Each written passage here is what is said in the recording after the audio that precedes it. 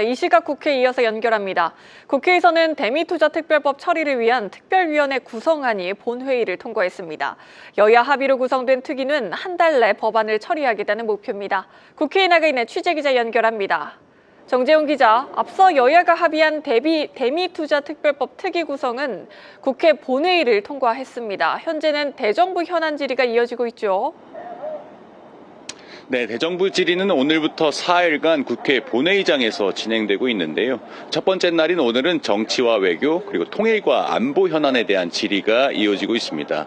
미국의 관세 인상 압박이 계속된다는 점에서 미국과의 통상마찰 완화 방안이 가장 큰 관심입니다.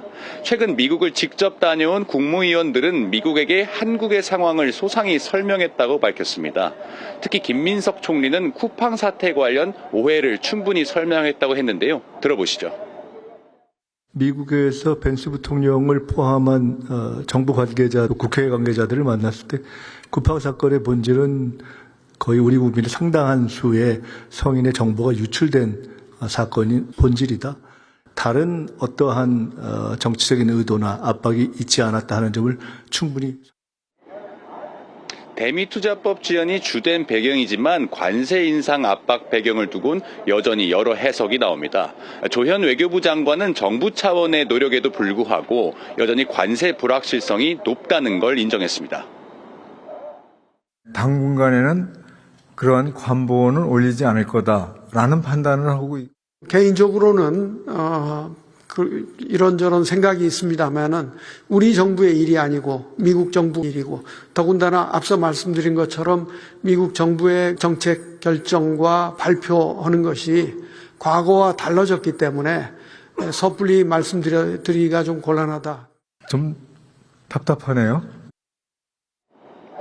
네, 이달 초 미국을 방문한 조 장관은 제이미슨 그리어 미 무역대표부 대표와의 대화를 소개하며 미 행정부가 비관세 장벽도 더 개선해달라고 요청했다고 설명을 했습니다. 이 조 장관은 그리어 대표가 다른 나라와의 협상이 많아서 한국의 시간을 쏟을 많이 못 쏟는다면서 협상 진척이 없으면 관세를 높여서 미국의 무역 적자를 개선할 수밖에 없다고 전했다고 밝혔습니다. 한편 대정부 질의에 앞서 여야가 합의한 대미투자 특별법 특위 구성은 국회 본회의를 통과했습니다. 위원 전체 구성은 아직 확정되지 않았지만 위원장은 국민의힘 소속 김상원 의원이 맡을 전망입니다.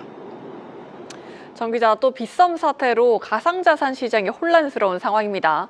더불어민주당 디지털자산 TF가 당초 설 연휴 당론을 도출하겠다고 했는데 이번 사태로 입법 논의가 더 길어질 것으로 보인다고요? 네, 맞습니다. 민주당 디지털자산 TF는 두 차례에 걸친 협의 끝에 TF안을 도출하고 당 정책위에 보고를 마친 상태입니다.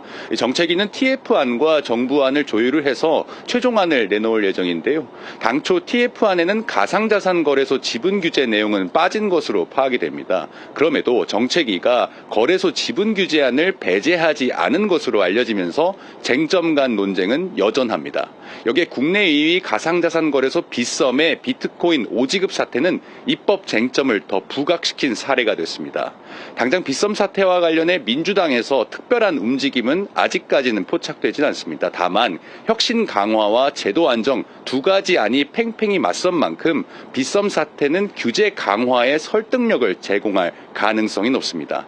디지털자산 TF 소속 의원들이 별도 TF안을 법안으로 발의할 수 있지만 최종 법안 통과까지는 여전히 여러 의견을 조율해야 하는 상황입니다. 지금까지 국회에서 한국경제TV 정재홍입니다.